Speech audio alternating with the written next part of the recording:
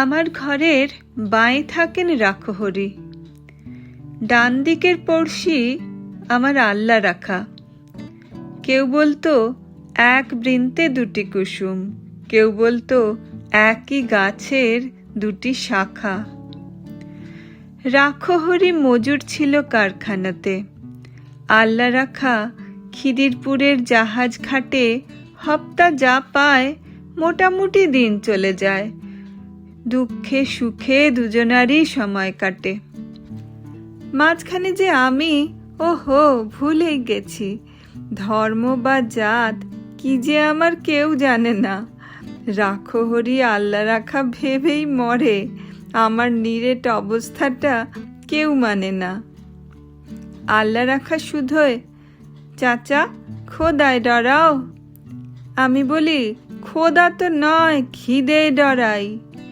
তার চেয়ে বড় শত্রু তো আর নেই হে দেশে, তার বিরুদ্ধে আমার জেহাদ, জানের লড়াই। রাখহরি বলে, দাদা বাক্যি রাখো, কষ্ট যা পাই সবই আগের জন্ম পাপে। ইহকালে হরিনামের জপ না নিলে পরকালে পুড়তে হবে মনস্তাপে।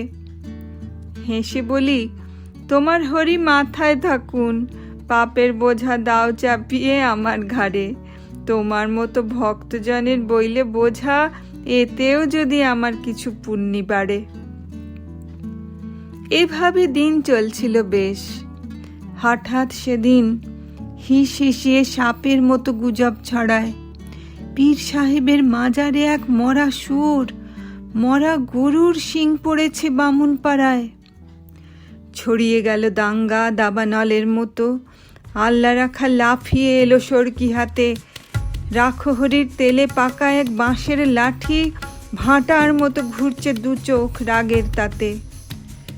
দুহাত ধরে বোঝাই ওদের, হচ্ছেটা কি, যাচিয়ে দেখো এসব খবর সত্যি কিনা।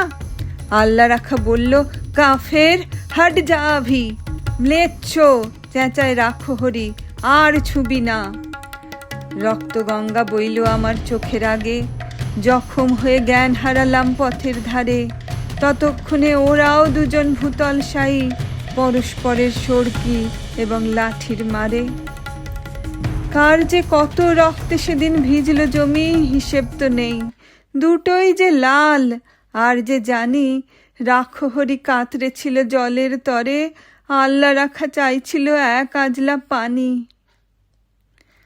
বহু বছর লাগলো আমার ঘা শুকোতে, দেহেরটা নয়, মনের ঘাটাই আসল দাগা। ঘরে যে যাই এই ইচ্ছেটাও আর ছিল না। ফিরবো কোথায়, ঘর তো আমার আগুন লাগা। তবু সেদিন চাইল কি মন, গেলাম ফিরে। আকাশটা নীল, অলস দুপুর, ওই সে পাড়া। উড়ছে ফড়িং, কোথাও গ্লানির চিহ্ন তো নেই, ইতস্তত ভাঙা বাড়ির দেওয়াল ছাড়া। আমবাগানটা তেমনি আছে, শীতল ছায়া গাছের নিচে কুড়িয়ে রাখা আমের ঝুড়ি। টলটলে জল, তাল পুকুরের পাড় ডিঙিয়ে কাদের দুটো দস্যি ছেলে ওড়ায় ঘুড়ি। হঠাৎ যেন বাজের মতো চমক দিয়ে এক নিমেষে উধাও হলো মনের ধোঁকা। সুতো টানছে আল্লা রাখার ছেলে করিম, লাটাই গুটাই কানাই, রাখহরির খোকা। আমার ঘরের বাঁয়ে থাকেন রাখহরি, ডান দিকের পড়শি আমার আল্লা রাখা। কেউ বলতো এক বৃন্তে দুটি কুসুম, কেউ বলতো একই গাছের দুটি শাখা।